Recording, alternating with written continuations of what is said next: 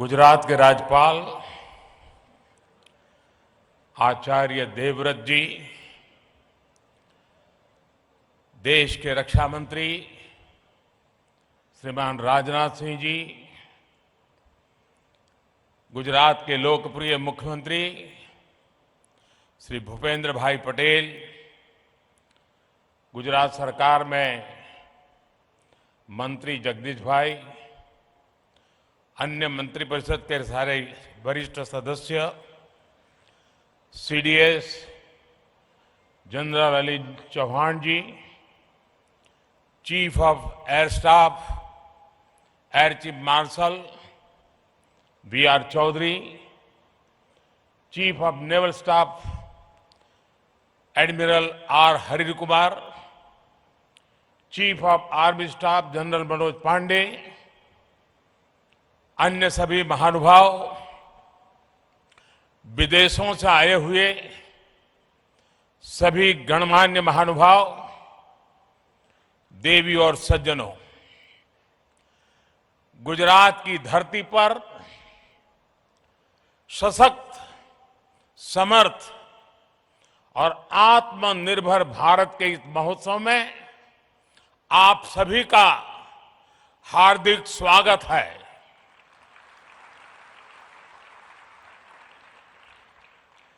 देश के प्रधानमंत्री के रूप में आपका स्वागत करना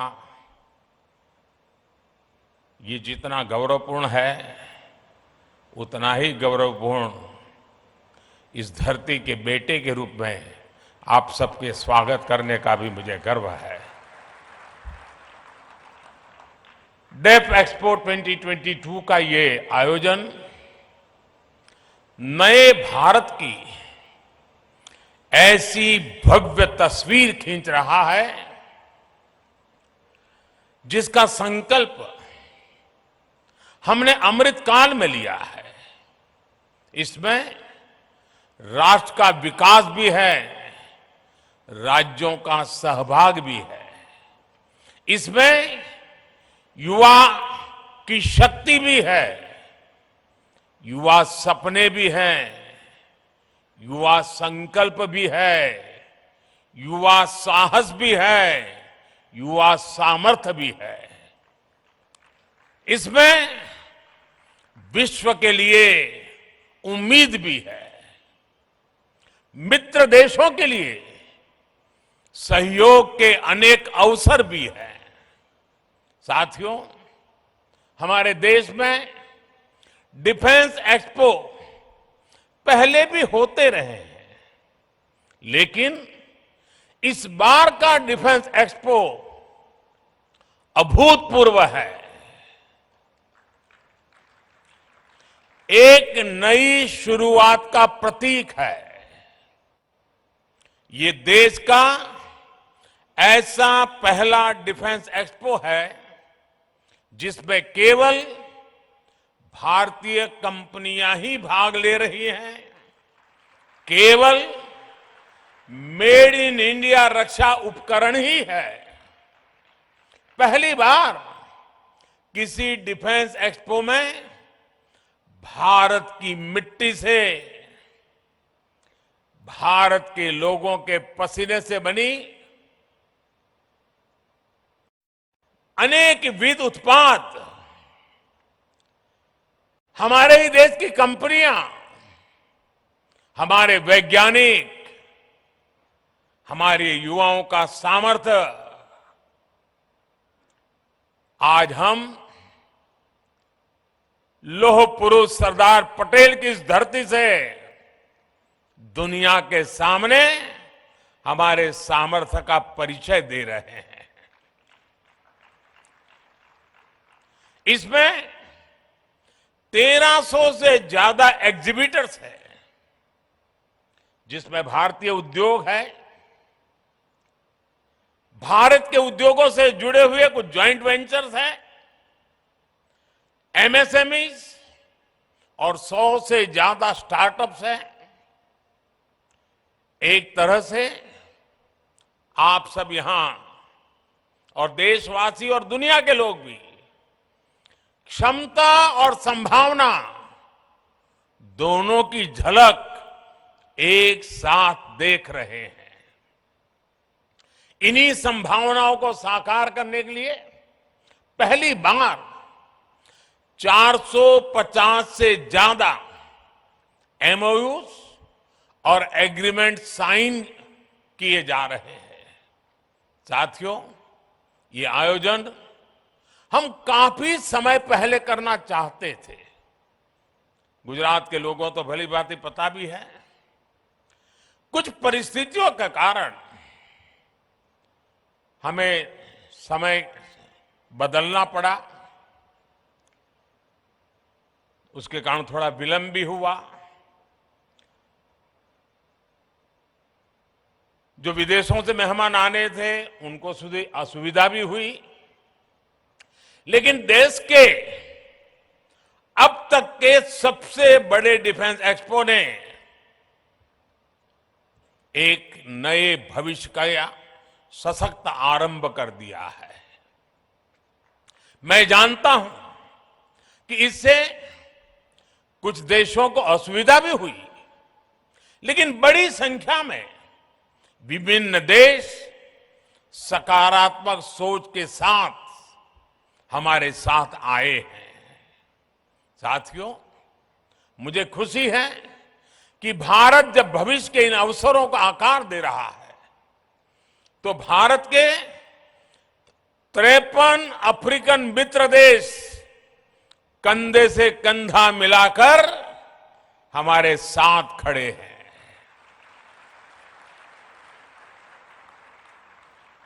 इस अवसर पर दूसरा इंडिया अफ्रीका डिफेंस डायलॉग भी आरंभ होने जा रहा है। भारत और अफ्रीकन देशों के बीच ये मित्रता, ये संबंध उस पुराने विश्वास पर टिके हैं जो समय के साथ और मजबूत हो रहा है, नया आयाम छू रहा है। मैं अफ्रीका से आए अपने साथियों को बताना चाहता हूं कि आज आप गुजरात की जिस धरती पर आए हैं, उसका अफ्रीका के साथ बहुत पुराना और आत्मीय संबंध रहा है। अफ्रीका में जो पहली ट्रेन चली थी, उसके निर्माण कार्य में इसी गुजरात के कच्छ से लोग अफ्रीका गए थे और उन्होंने मुश्किल अवस्था में हमारे कामगारों ने जी जान से काम करके अफ्रीका में आधुनिक रेल, उसकी नींव रखने में बहुत बड़ी भूमिका निभाई थी। इतना ही नहीं, आज अफ्रीका में जाएंगे तो दुकान शब्द कॉमन है। ये दुकान शब्द गुजराती है। रोटी, भाजी, ये अफ्रीका के जनजीवन में जुड़ गए शब्द हैं। महात्मा गांधी जैसे वैश्विक नेता के लिए भी गुजरात अगर उनकी जन्मभूमि थी, तो अफ्रीका उनकी पहली कर्मभूमि थी। अफ्रीका के प्रति आत्मीयता और ये अपनापन आज भी भारत की विदेश नीति के केंद्र में है। कोरोना काल में जब वैक्सीन को लेकर पूरी दुनिया चिंता में थी, तब भारत ने हमारे अफ्रीकन मित्र देशों को प्राथमिकता देते हुए वैक्सीन पहुंचाई।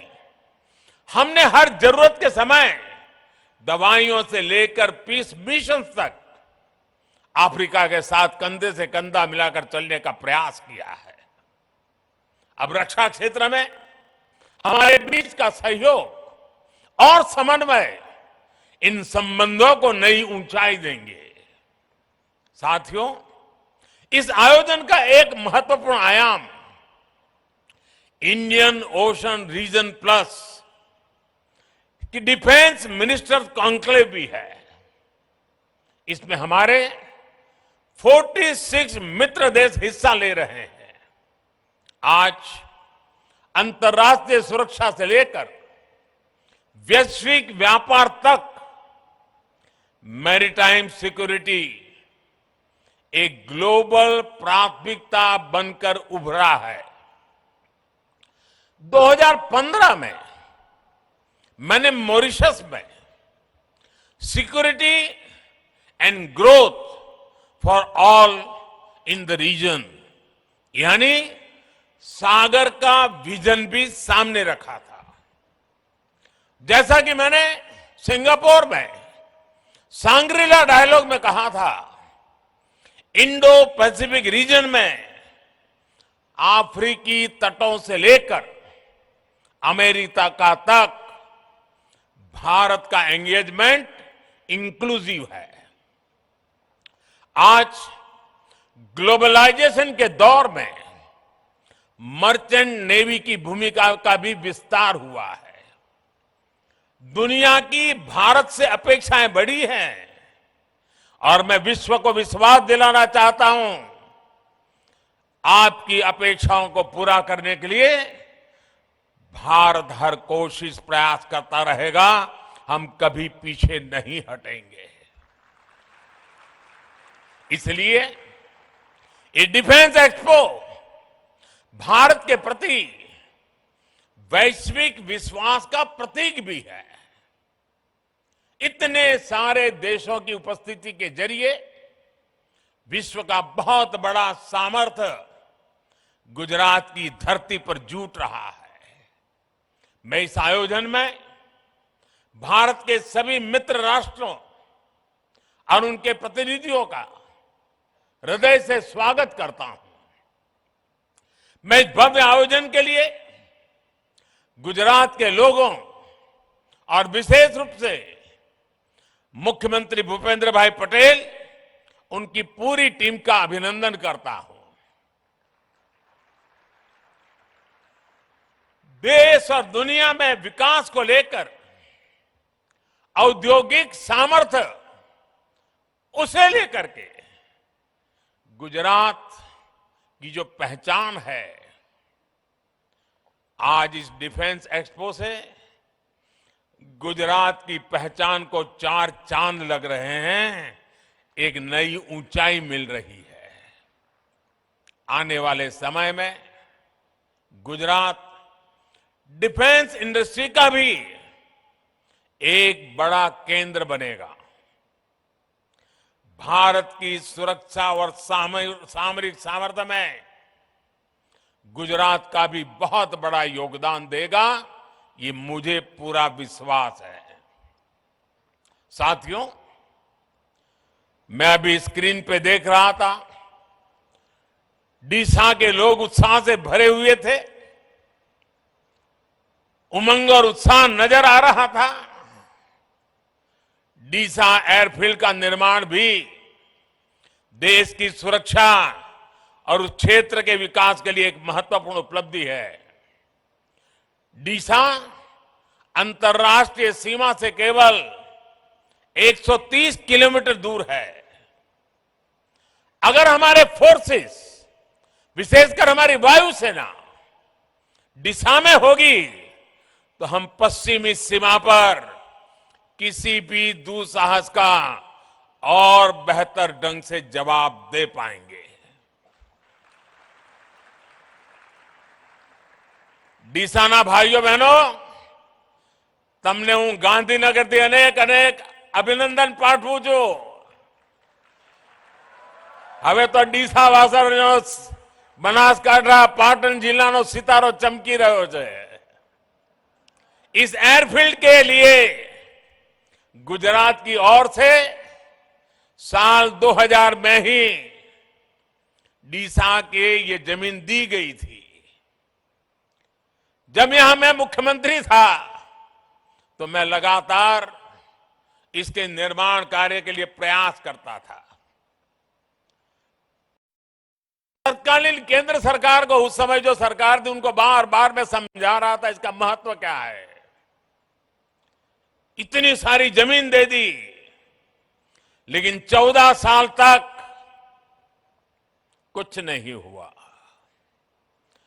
और फाइलें भी ऐसी बना दी गई थी, ऐसे सवालिया निशान डाले गए थे कि मुझे वहां पहुंचने के बाद भी सही तरीके से सही चीजों को प्रस्थापित करने में भी टाइम गया। सरकार आने के बाद हमने डीसा में ऑपरेशनल बेस बनाने का फैसला लिया और हमारी सेनाओं की अपेक्षा आज पूरी हो रही है। मेरे डिफेंस के साथी, जो भी चीफ ऑफ डिफेंस साहब बने, हर किसी ने मुझे हमेशा इस बात की याद दिलाई थी और आज चौधरी जी के नेतृत्व में ये बात सिद्ध हो रही है। जितना अभिनंदन डीसा को है, उतना ही अभिनंदन मेरे एयरफोर्स के साथियों को भी है। ये क्षेत्र अब देश की सुरक्षा का एक प्रभावी केंद्र बनेगा। जैसे बनासकांठा और पाटन, उसने अपनी एक पहचान बनाई थी। वो पहचान थी बनासकांठा पाटन गुजरात में सौर शक्ति, सोलर एनर्जी का केंद्र बनकर उभरा है। वही बनासकांठा और पाटन अब देश के लिए वायु शक्ति का भी केंद्र बनेगा। साथियों, किसी भी सशक्त राष्ट्र के लिए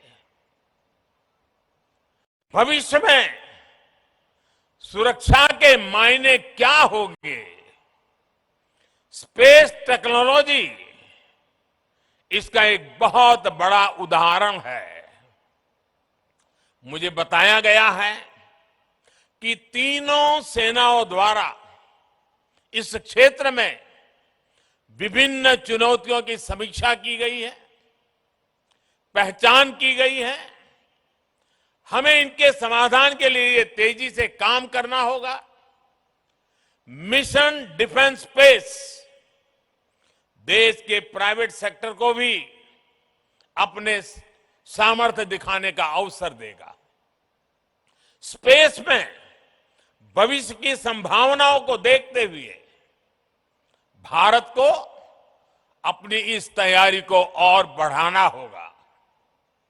हमारी डिफेंस फोर्सेस को नए इनोवेटिव सॉल्यूशंस खोजने होंगे।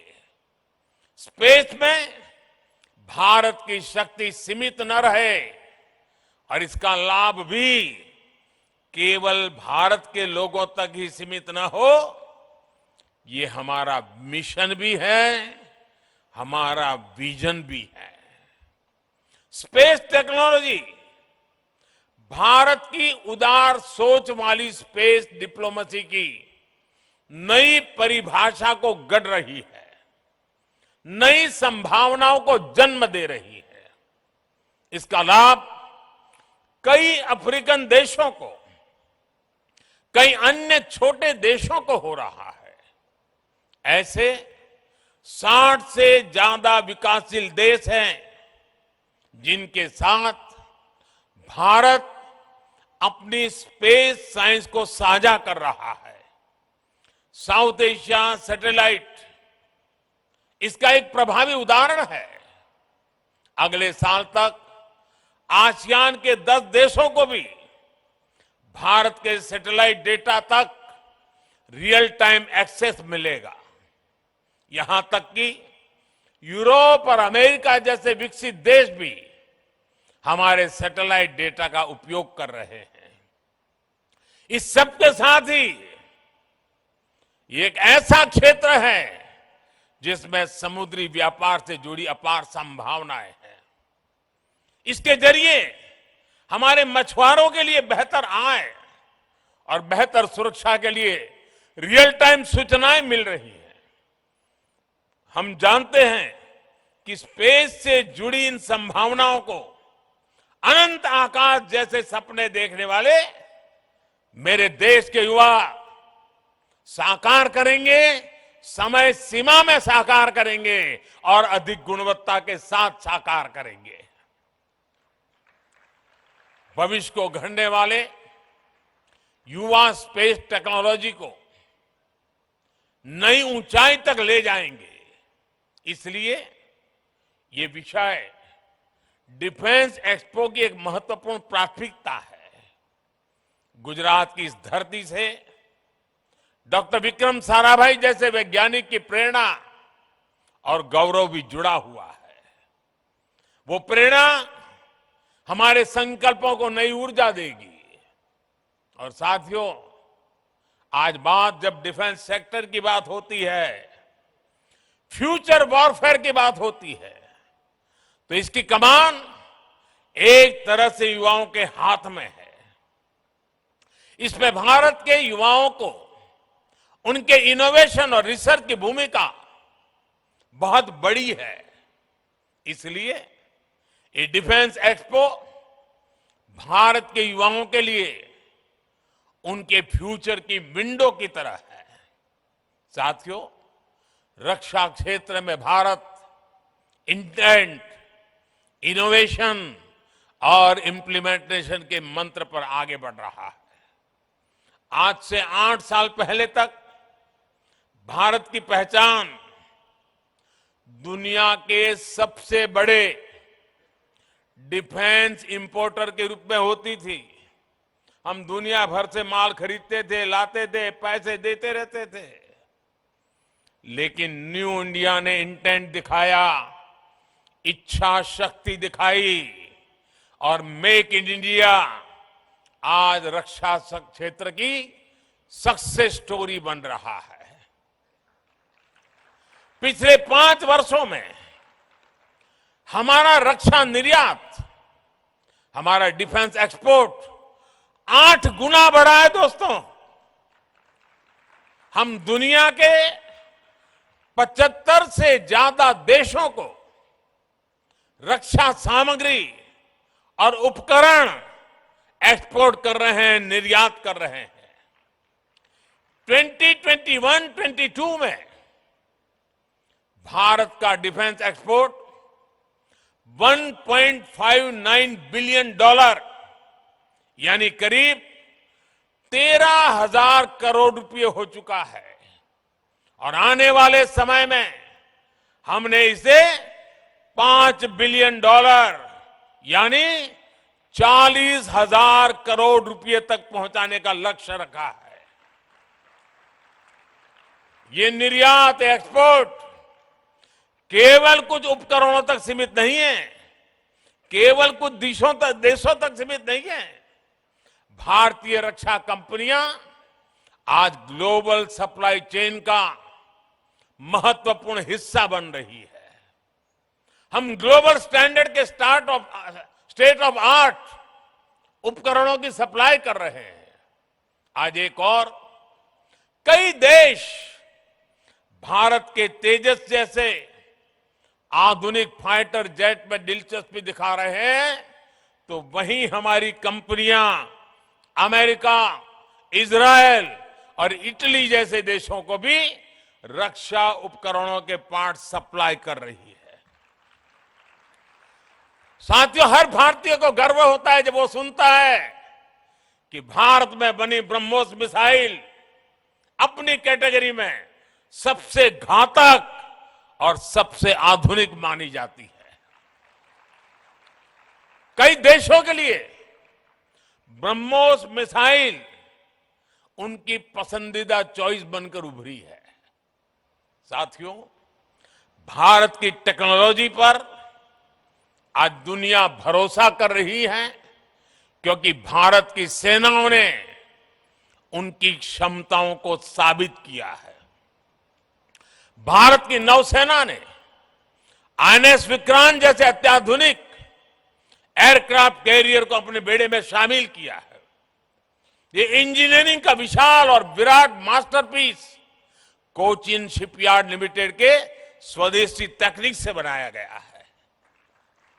भारतीय वायुसेना ने मेक इन इंडिया के तहत बनाए गए प्रचंड लाइट कॉम्बैट हेलीकॉप्टर्स को शामिल किया है।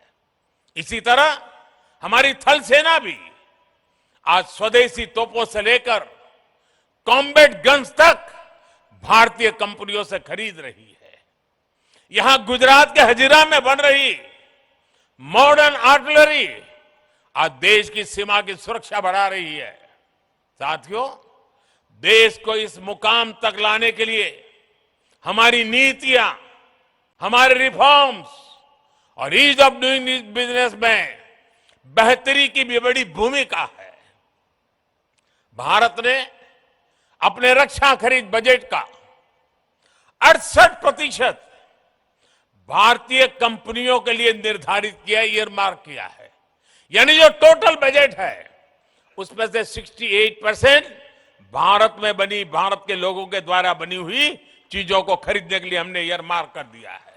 ये बहुत बड़ा निर्णय है और ये निर्णय इसलिए हुआ है कि भारत की सेना को जो प्रगतिशील नेतृत्व मिला है और सेना में बैठे हुए लोगों के हौसले के कारण ये निर्णय हो पा रहा है। ये राजनीति इच्छा शक्ति से होने वाले निर्णय नहीं है, ये निर्णय सैन्य की इच्छा शक्ति से होता है। और आज मुझे गर्व है कि मेरे पास ऐसे जवान हैं, मेरे सेना के ऐसे अफसर हैं कि ऐसे महत्वपूर्ण निर्णयों को वो आगे बढ़ा रहे हैं।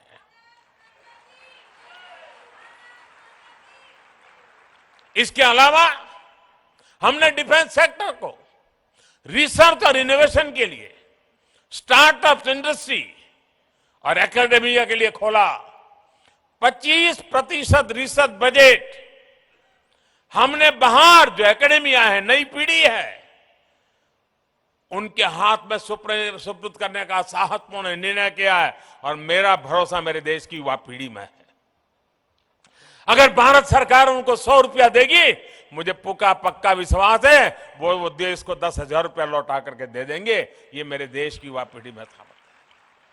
मुझे खुशी है कि सरकार के प्रयासों के साथ ही हमारी सेनाओं ने भी आगे आकर ये तय किया है कि देश की रक्षा के लिए ज्यादा से ज्यादा साजो सामान वो देश के भीतर जो बना है उसी को खरीदेंगे। सेनाओं ने मिलकर कई उपकरणों की 2 लिस्ट भी तय की है। उन्होंने एक लिस्ट वो बनाई है जो सिर्फ देश में बनी हुई चीजों को खरीदा जाएगा, और कुछ लिस्ट ऐसी है कि जो अनिवार्य होगा तो बाहर से ली जाएगी। आज मुझे खुशी है, मुझे बताया गया आज कि उन्होंने उसमें 101 और चीजें नई आज जोड़ दी हैं जो सिर्फ भारत में बनी हुई चीजें ली जाएगी। ये निर्णय आत्मनिर्भर भारत के सामर्थ्य को भी दिखाते हैं और देश के जवानों का अपने देश के सैन्य साजो सामान को लेकर बढ़ रहे भरोसा का प्रतीक भी है। इस लिस्ट के बाद रक्षा क्षेत्र के ऐसे 411 साजो सामान और उपकरण होंगे जिन्हें भारत केवल मेक इन इंडिया के तहत खरीदेगा।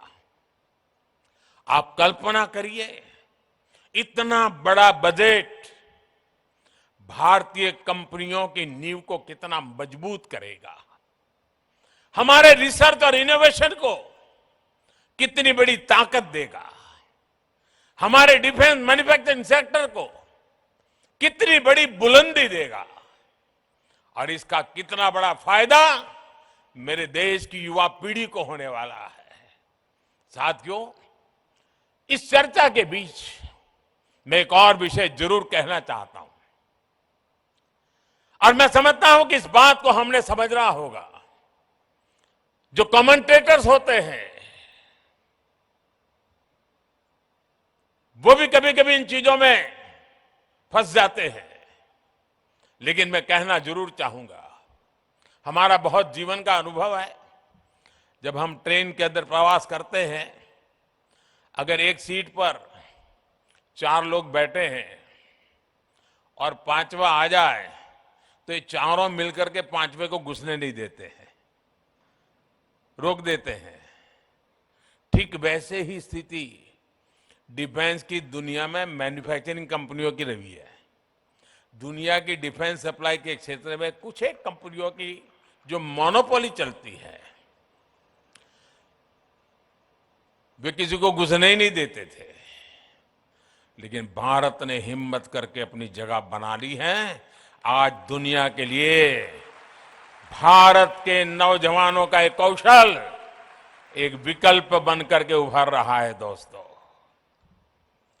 भारत के नौजवानों का डिफेंस के सेक्टर में ये जो सामर्थ्य उभर करके आ रहा है वो दुनिया का भला करने वाला है, दुनिया के लिए नए अवसर देने वाला है, ऑल्टरनेट के लिए नए अवसर पैदा करने वाला है। और हमारे नौजवानों का ये प्रयास, मुझे पूरा विश्वास है कि हमारे नौजवानों के इस प्रयास के कारण आने वाले दिनों में देश का सुरक्षा का क्षेत्र तो मजबूत होगा ही होगा, लेकिन साथ साथ देश के सामर्थ्य में, देश के युवा सामर्थ्य में भी अनेक गुना बढ़ोतरी होगी। आज के इस डिफेंस एक्सपो में जो चीजें हम दिखा रहे हैं उसमें मैं ग्लोबल गुड का भी संकेत देख रहा हूं। इसका बड़ा लाभ दुनिया के छोटे देशों को होगा जो संसाधनों की कमी के कारण अपनी सुरक्षा में पीछे छूट जाते हैं।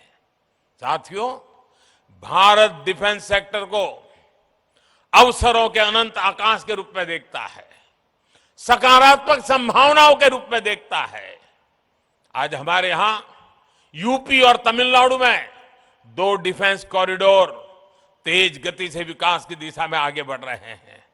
दुनिया की बड़ी बड़ी कंपनियां भारत में इन्वेस्ट करने के लिए आ रही है। इस इन्वेस्टमेंट के पीछे सप्लाई चेन का एक बड़ा नेटवर्क विकसित हो रहा है।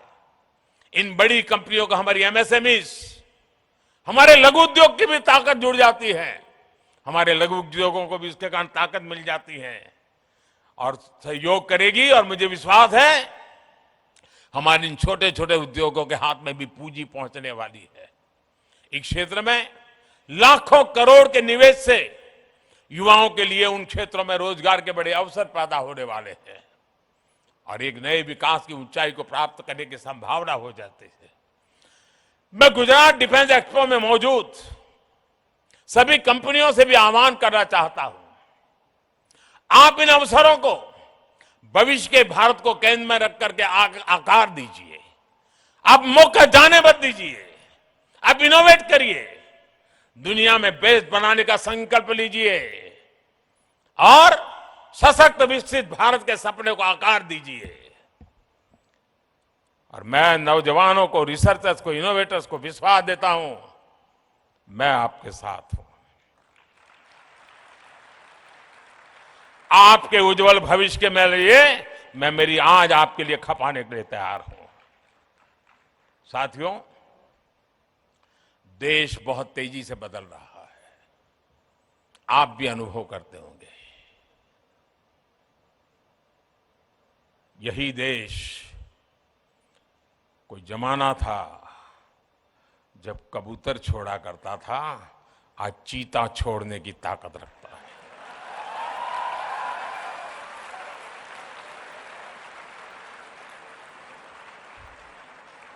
इस सामर्थ्य के साथ घटनाएं छोटी होती हैं लेकिन संकेत बहुत बड़े होते हैं। शब्द सरल होते हैं लेकिन सामर्थ्य अपरंपार होता है। और आज भारत की युवा शक्ति, भारत का सामर्थ्य विश्व के लिए आशा का केंद्र बन रहा है। और आज का ये डिफेंस एक्सपो उसी का एक रूप लेकर के आपके सामने प्रस्तुत है। मैं हमारे रक्षा मंत्री राजनाथ जी को हृदय से बहुत बहुत बधाई देता हूं कि इस काम के लिए जो कड़ी मेहनत उन्होंने की है, जो पुरुषार्थ किया है। कम बोलते हैं लेकिन बहुत मजबूती से काम करते हैं। मैं उनका भी अभिनंदन करता हूं, उनकी पूरी टीम का अभिनंदन करता हूं। आप सबको बहुत बहुत शुभकामनाएं और आने वाले दीपावली के त्योहारों की शुभकामनाओं અને આપણા ગુજરાતના લોકોને નવા વર્ષની પણ શુભકામનાઓ।